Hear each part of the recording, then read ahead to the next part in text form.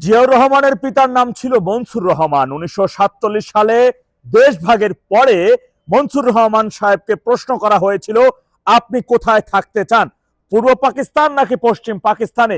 তিনি অবাধে পশ্চিম পাকিস্তানে থাকার সিদ্ধান্তের কথা জানালেন, কেননা তৎকালীন সময় পশ্চিম পাকিস্তানের তুলনায় পূর্ব পাকিস্তান অনেকটা জরাজীর্ণ, বলতে পারেন নিম্নমানের। এরপরে তিনি তৎকালীন সময় পত্রিকা অফিসের একজন কেমিস্ট্রি হিসেবে চাকরি করেন। কেমিস্ট্রি হয়তো বা শুনলে পার মনে করতেন অনেক বড় ডিপার্টমেন্ট, না, সেটি ছিল পত্রিকা অফিসের যে কলমের কালি, সেই কালি সংক্রান্ত কেমিস্ট্রি বলা হয়, সেই পদে তিনি চাকরি করতেন।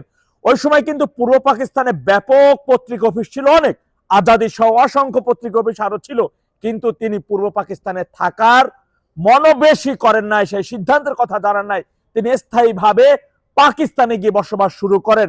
এমনকি এখনো তার স্ত্রী এবং মনসুর রহমানের কবর কিন্তু পাকিস্তানের করাচিতে অবস্থিত রয়েছে। এখন কথা হচ্ছে, জন্মসূত্রে জিয়াউর রহমান তিনি পাকিস্তানি, সুতরাং তৎকালীন সময়ে 71 সালে মুক্তিযুদ্ধে তার অংশগ্রহণ করা ছিল।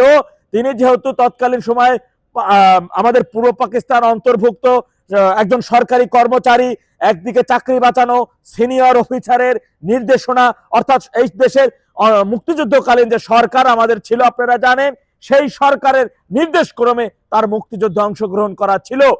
বেগম খালেদা জিয়ার মৃত্যুর পরে দেশবাসী জানতে পেরেছে তার জন্মস্থান ভারতের জলপাইগুড়িতে।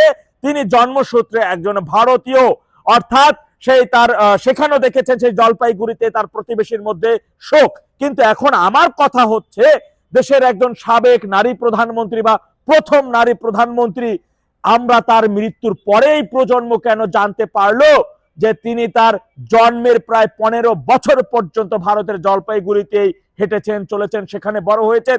এমনকি বেগম খালেদা জিয়ার পিতা ইস্কিন্দার আলীর ভাই ভাতিজারা তারা বছরে গোপনে কাউকে না জানিয়ে পালিয়ে তাদের বাড়িতে যান, ঘুরে আসেন, দেখে আসেন। সেই বাড়িটি এখনো সেই আগের মতোই শুনশান নীরবে পড়ে আছে। কেন সেই নীরবে যেতে হবে সেইখানে? এখন বলতে পারেন যারা কথিত যে সকল মব সন্ত্রাসীরা বলতেছে তাদের মিস্টার 10% আগামী দিনের প্রধানমন্ত্রী, তিনি তার পৈতৃক জন্মসূত্রে পাকিস্তানি আর মাতৃ জন্মসূত্রে তিনি একজন ভারতীয়। সম্প্রতি সময় আপনারা জানেন ব্রিটিশ নাগরিকত্ব থাকা সত্ত্বেও তিনি বাংলাদেশে একদিকে সম্পূর্ণভাবে বেআইনি পন্থা অবলম্বন করে, আপনারা জানেন যে সংবিধান অনুযায়ী এবং আইন অনুযায়ী নির্বাচনের তফসিল ঘোষণার পরে নতুন ভোটার হওয়া তো দূরের কথা, নাম সংযোজন বিয়োজনের কোনো সুযোগ নাই। সেখানে ছুটির দিনে শনিবার দিন তিনি ভোটাধিকারী দেশের নাগরিকত্ব গ্রহণ করেছেন এবং তিনি নাকি আগামী দিনের এই দেশেরই প্রধানমন্ত্রী হবেন।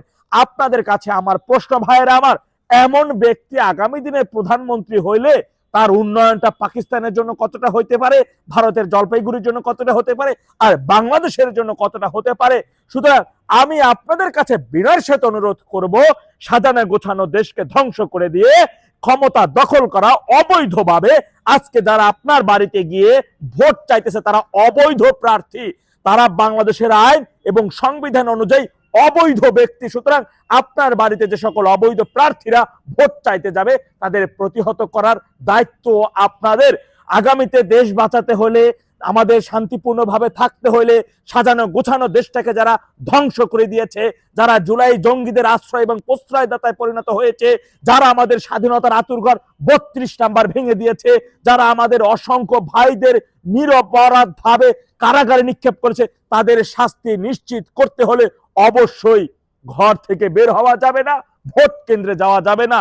যে ব্যালটে নৌকা নাই সেই ব্যালটে যেখানে থাকুক না কেন সেইখানে দেশের জনগণ, বিশেষ করে আমার গোপালগঞ্জে বাসী, আমার মা চাচিরা, আমার ভাই এবং বোনেরা কেউ সেখানে যেতে পারেন না।